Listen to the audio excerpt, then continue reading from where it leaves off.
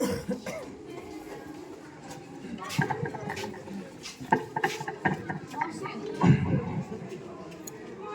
हौसला वो मंजर भी आएगा, रख हौसला वो मंजर भी आएगा, प्यासे के पास चलकर समुंदर भी आएगा।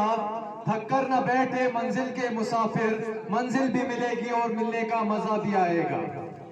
जनाबे सदरे मजलिस, जज साहिबान, मुअज़्ज़ज़ सामाईन, मुअज़्ज़ज़ उसातिज़ाए किराम और आए हुए तमाम वालिदैन को मेरी तरफ से अस्सलामु अलैकुम व आदाब। आज जिस पर मैं बात करना चाहता हूँ वो है वालिदैन का किरदार, उनकी बच्चों की तालीम व तरबियत में क्या किरदार रहता है उनके वालिदैन का।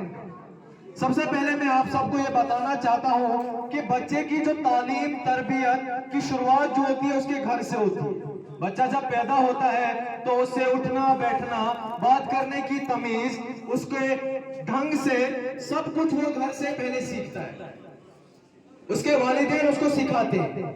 फिर जब बच्चा थोड़ा बड़ा हो जाता है, जब वो चलना हो शुरू करता है, बात करना सीखता है थोड़ा बहुत, तो उसे दूसरी जगह भेज दिया जाता है। यानी दूसरी जगह उसका स्कूल होता है जहां पर वो उसातिज़ा के सामने अपने, जब वो बनता है उसातिज़ा के सामने रखा जाता है। तो जब उसके वालिदैन उसको स्कूल में छोड़ते उसे दाखिला दिलवाते हैं तो वालिदैन ये सोचते हैं कि हमने अपने फराइज जो है, हमारे ऊपर जो फराइज थे वो हमने पूरा कर दिया, अपने बच्चों को अच्छे स्कूल में डाल दिया, अपने बच्चों को जो भी चाहिए वो दिया, हमने अपना फराइज पूरा कर दिया।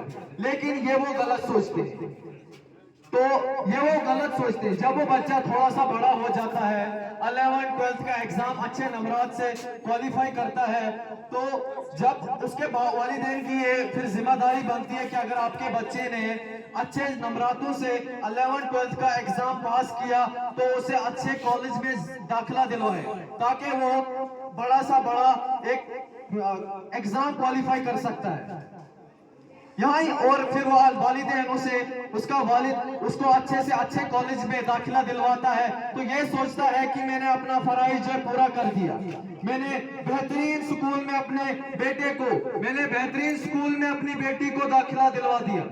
लेकिन वो गलत सोचता है, उससे यकीन मानो कि उसने 10% काम भी पूरा नहीं किया। अपने बच्चे को अच्छे, वो ये सोचता है कि मेरा बच्चा जो है कि कहीं कॉलेज में डाल दिया, बैकवर्ड स्कूल में जहां पर वो खराब ना हो, उसे अच्छे माहौल में डाल देता है, अच्छे कॉलेज में डालता है, अच्छे उसातिज़ा के सामने रखता है, ताकि वो अच्छे से अच्छा जो यहाँ पर उसका इम्तिहान है उसे क्वालिफाई करे, किसी भी सिचुएशन को इजीली हैंडल कर सके।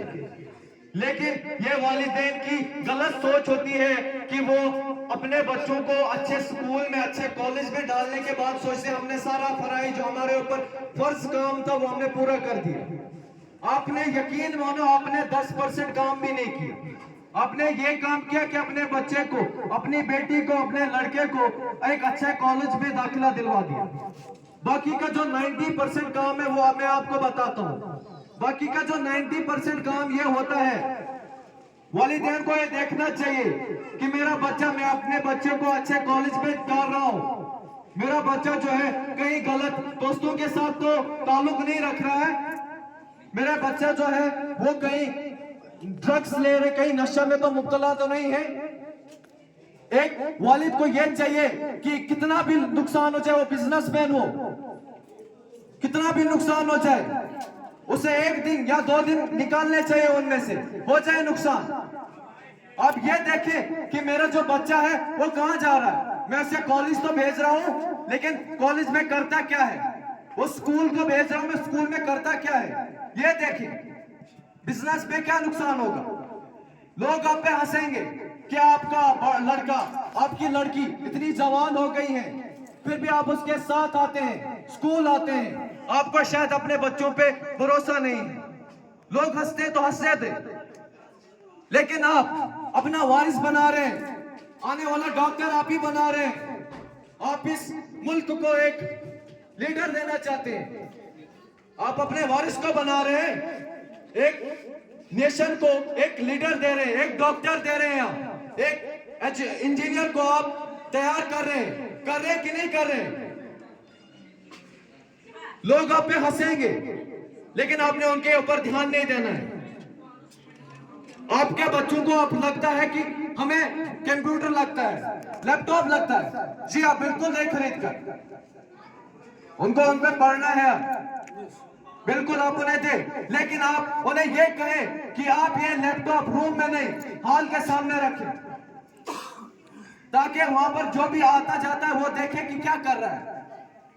आपकी बेटी, आपका लड़का कह रहा है कि मैं फोकस नहीं दे पा रहा हूं अपनी पढ़ाई में, यहाँ पर बीच माहौल में। आप उनसे ये कह सकते हैं कि 20% मार्क आपको बेशक कम आए, लेकिन आप जो है इस लैपटॉप में जो भी आप कर रहे हैं, जो भी आप पढ़ रहे हैं, वो हमारे सामने करें, तब आपके फराइज पूरे होते हैं। उन्हें देखें, उन्हें बताएं, उन्हें देखें, उनके स्कूल से ताल्लुक रखें, उसके कॉलेज से ताल्लुक रखें, उसातिज़ा के साथ ताल्लुक रखें।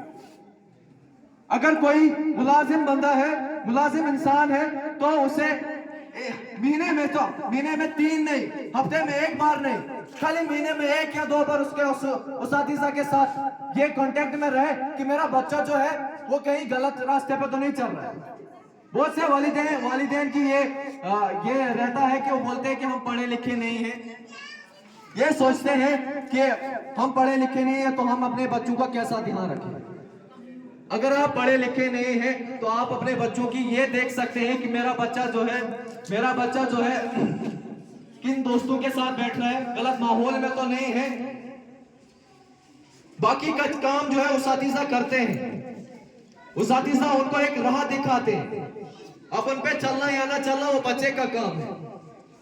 और इसके अलावा बच्चे को भी अपने वालिदैन के बारे में सोचना चाहिए कि मेरे वालिदैन अगर इतनी सेक्रीफाइसेस कर रहे हैं मेरे लिए, इतनी कुर्बानियां दे रहे हैं, बाप जो होता है वो रात दिन भूखा प्यासा रहता है, अपने बच्चे की जरूरियत पूरी करनी होती है, लेकिन बच्चे को भी ये सोचना चाहिए कि मेरा वालिद, मेरी माँ, मेरा बाप इतना मेरे लिए सेक्रीफाइस कर रहे हैं तो मुझे भी कुछ करना चाहिए, मुझे भी उनके सपनों को सच करना चाहिए। तो ये हमारा फर्ज बनता है कि हम मिलकर जो है ये तमाम काम करें। सिर्फ बच्चे को कॉलेज भेजना, अच्छे कॉलेज में भेजना, ये हमारा फर्ज नहीं है।